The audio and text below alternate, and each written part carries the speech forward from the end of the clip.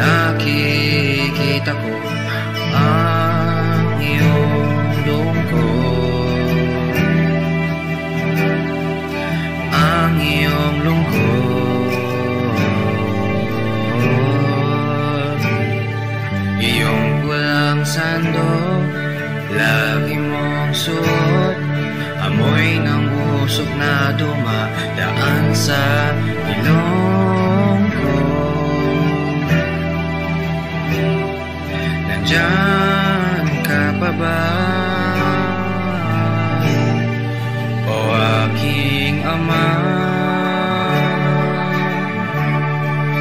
Pagpasensyahan mo na hindi ko napunan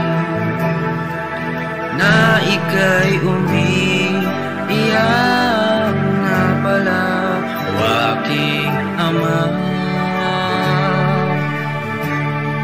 Ako'y pagbigyan mo